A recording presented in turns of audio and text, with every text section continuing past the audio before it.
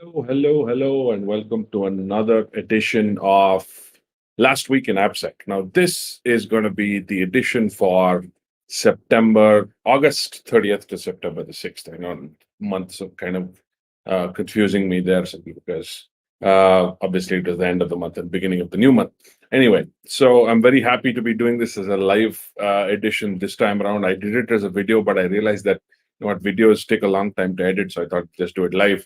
And of course, then of course, this will be streamed across LinkedIn, YouTube, multiple places. So you can check it out in any of those places, or you can check it out later as well. So that's always a good thing to do, right? So this week we've had some interesting stories. Although it was a extended holiday weekend, and I was expecting not too many stories to happen, but I've actually seen that there's some pretty interesting stuff that has happened this year. This week. What am I saying this year? This week. So let's look at the stories from this week. And I think I'd be remiss if I don't bring up the first story of this week, which was the Confluence remote code execution, right? So the Confluence remote code execution has been something that has kind of dominated the airwaves, the interwebs, if you will, right? So basically, this is a Confluence remote code execution where attackers are able to potentially compromise your Confluence server, and of course, remote code execution, meaning that they can execute code on your backend environment and, of course, start to exploit their way from that point onwards. Now, Confluence, if you're not aware, is a pretty well known wiki tool for most of our organizations. Most of us use Confluence in some way, shape, or form. Large companies, especially, they love using Confluence. They love using Jira.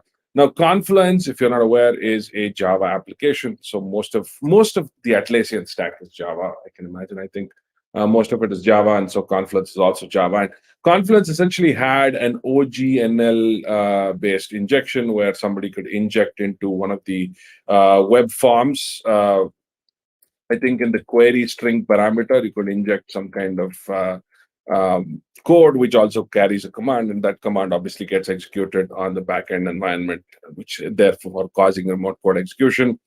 I believe it was pretty badly handled simply because there was not the workaround was not released fast enough. It's being actively exploited on the web, as you can see right now. You can see that Kaspersky is talking about it.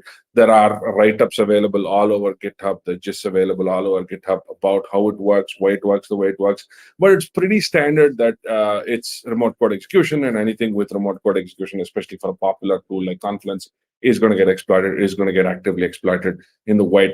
Now, this is something, in fact, when I saw that name OGNL, I immediately realized that this is something I'd seen before. And when I looked up OGNL, I realized there were struts. There was a whole bunch of vulnerabilities related to OGNL, which is essentially remote code execution. So it's called Open Graph Navigation Library, which I think is Object Graph Navigation Library. Sorry. So this was also a pretty common exploit with struts. I think Java stack nowadays, especially with struts and stuff like this, needs to be burned somewhere. Yeah, I'm seeing a lot of these kind of flaws with this sort of stack that seems to be happening quite often. And this was a 2019 flaw. Apache struts, OGNL, remote code execution. Of course, struts that had a checkered history with remote code execution flaws. So this is the big exploit story of last week. I'm sure there are a lot of developments that are still happening around this, because I saw just now somebody claiming some kind of intellectual property for the exploit. I'm not sure whether that was resolved or that's going to be resolved, but this is something that we're likely to see as well. So that was around the Confluence RCE. If you want to check it out, it's going to be in the blog that I'm going to put up on Twitter, as well as the other social media accounts as well. So you can check this out and see whether it affects you. If you are somebody dealing with it, you should probably have dealt with it by now, because it's being actively exploited. The next story of the week is a pretty interesting story on one of the senior officers in the Air Force quitting the Air Force. His name is Nicholas Chelian. I don't know whether I'm pronouncing that right. So he wrote a blog on quitting the Air Force last week, and it was a pretty it was a pretty eviscerating blog from his perspective, because he's clearly tried to say that, we've done a lot of good work in the military around, and Department of Defense around application security and DevSecOps and so on. But there are lots of roadblocks, and there are lots of barriers to actually getting things done.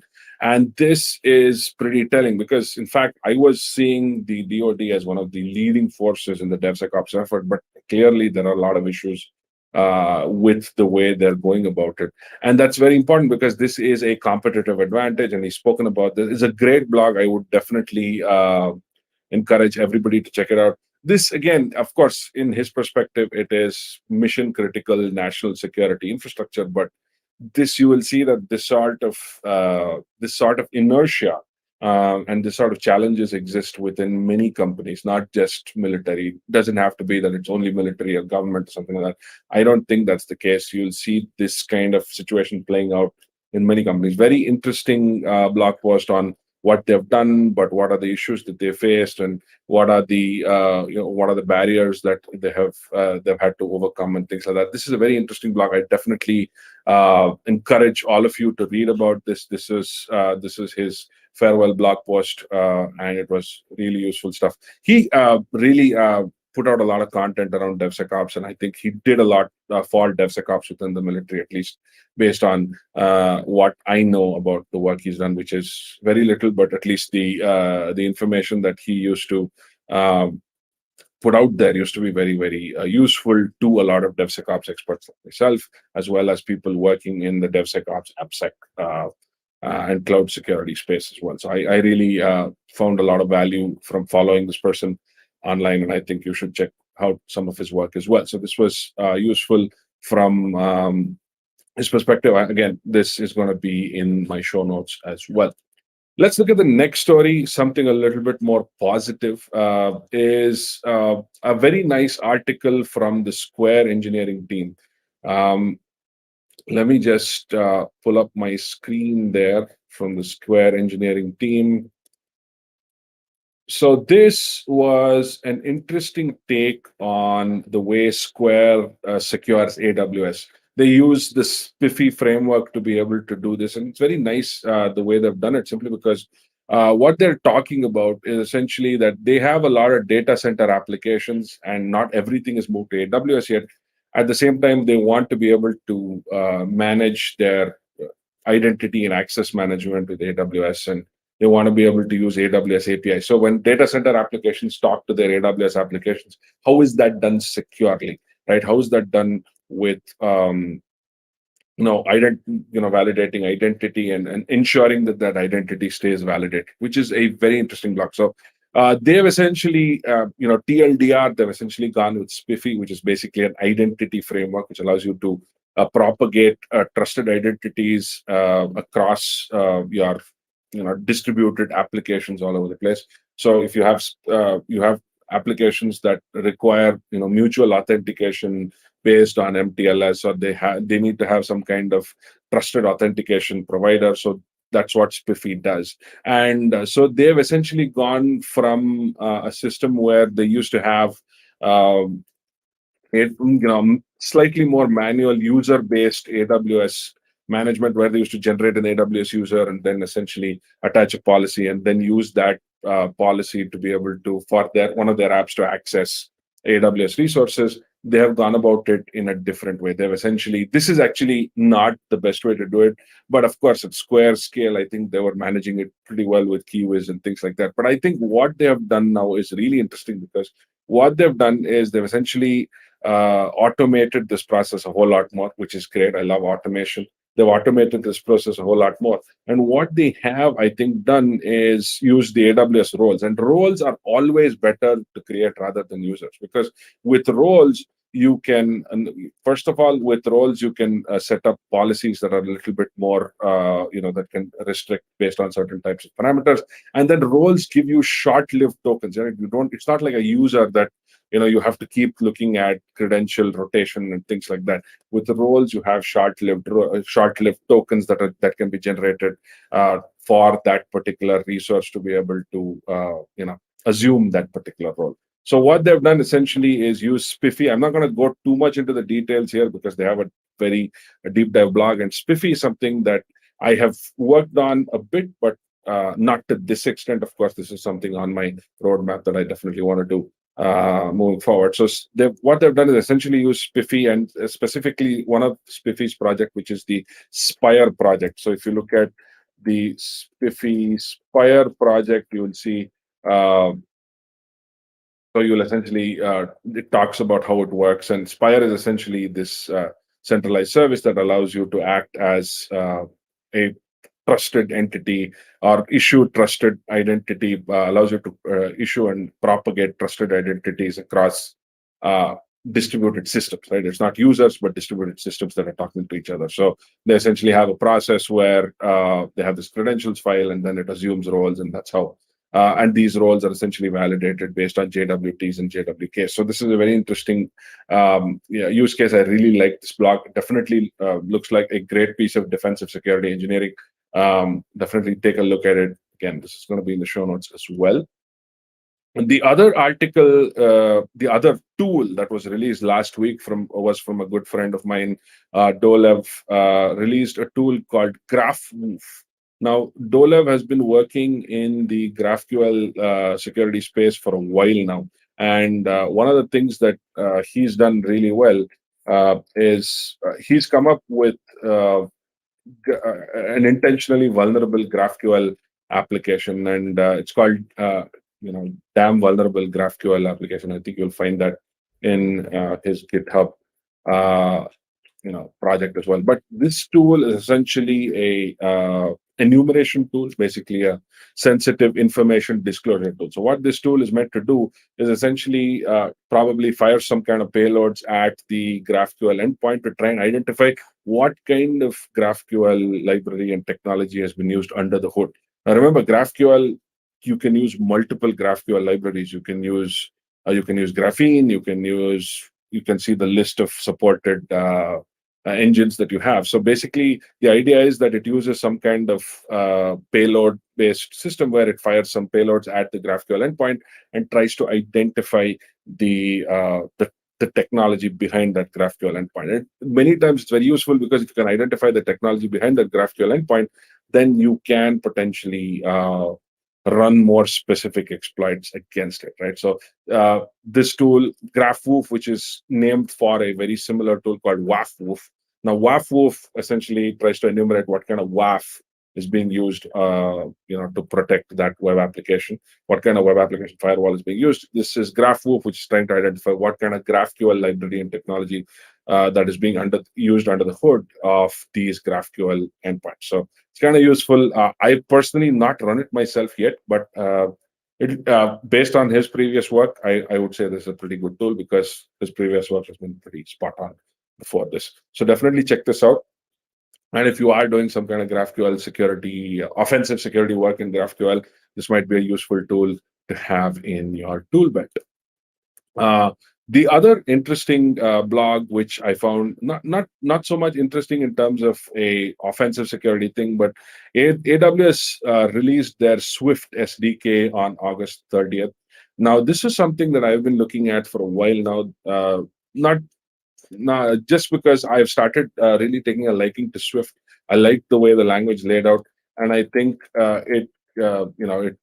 for me it kind of resonates truer somewhere between Python and Go for me personally. So I like that they've released new SDK for Swift, and it's an officially supported SDK. So I like that, and I think there was already something that was there before. It was not officially but supported, but there was something for Swift. But now that you do have a Swift SDK, I think it's really good for Swift developers who are quite a few in number to be able to use something that AWS automatically does. So there was something called Soto, which, this was the one I checked out before. I clearly see that now.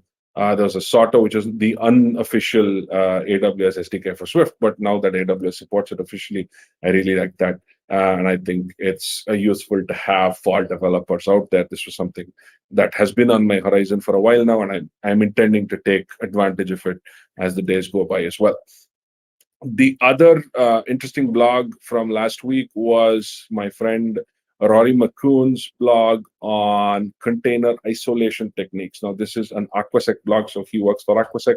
So this blog essentially talks about the different ways of isolating containers. Now, this is something that has evolved so far. It's not been a static discussion point, because you have your typical Linux container, which is your Docker, your CRIO, etc., your container D, so on and so forth, which is your typical container, which runs isolated processes on top of a kernel. Now, this is fine, but obviously you have other ways to go as well. You have Sandbox, which is your gvisor.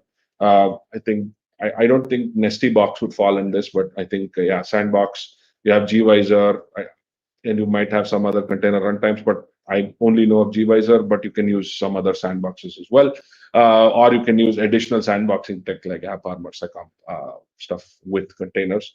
So that is something that you can do as well. You have Sandbox, which is a little different from your isolated. So it's still isolated processes, but they essentially abstract or do not allow some, they don't allow some kind of calls, some kind of syscalls to be to speak to the kernel or to be able to talk to the kernel. So the Sandbox essentially prevents dangerous syscalls from being made against kernel resources. So that's basically the Sandbox. But I think the change or the big difference that is going to come about as we go along is that containers probably are going to morph into unikernels, right? So this is the VM-based containers that he's spoken about.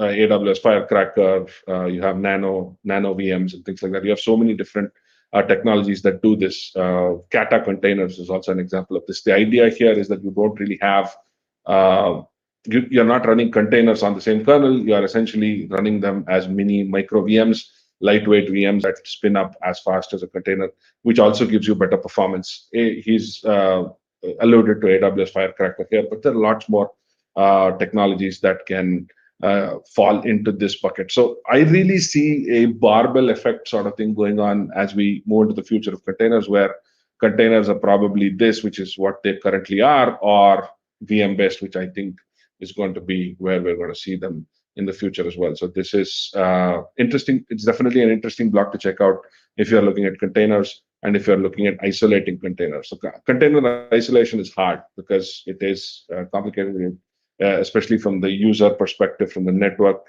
perspective, from multiple namespaces perspective. It's a little hard. So this kind of gives you a peek into the future of what it possibly could be. The other piece of news that I found interesting from last week was the new tool from Trusted Sec called iHide. So they basically have created a new tool which essentially evades new tool bypass jailbreak detection, right? So jailbreak detection, this is for iOS, of course. So what they have done is essentially created a tool that that does not allow your applications to detect whether your phone has been your device has been jailbroken, right? So jailbreak detection is a pretty common thing for a lot of critical apps, especially banking, financial, security related apps. So iHide uses a bunch of techniques which are pretty standard techniques, but I think what they've done is they've essentially extended that to identify the different types of techniques that one would use to detect a jailbroken device, and they've addressed that. They've essentially used method swizzling with Frida and something like that. So they've probably used what Frida does. They've used method swizzling. This was a pretty popular technique to be able to capture what that particular method is doing and make it do something else or point it to something else, right? So this is using Frida is a very popular tool that you can use for method swizzling. So this is hooking or method swizzling as they've written here. So you can look at that. I think my team is probably going to be checking this out since it's available on open source. I'm guessing this is open source, so it's available for the access. Yeah, I think it looks like it is available on Cydia. So definitely something to check out as well if you are into mobile security testing. It's been a while since I did mobile security testing, as you can clearly tell from my old references to things like method swizzling. I used to method swizzling was a thing that I used to do with a I'm not I'm blanking out of the name of the tool. I've done a little bit with Frida, but there was a tool before Frida that could help you do that, and I used to kind of work with that initially, but I've it's been a while since I did a mobile pen test recently. So this is something to check out if you are into the mobile security space as well.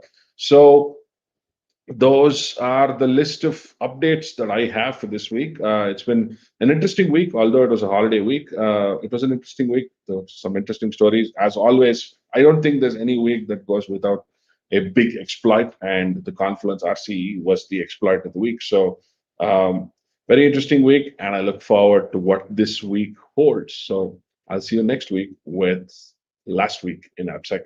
Thank you very much. Stay safe.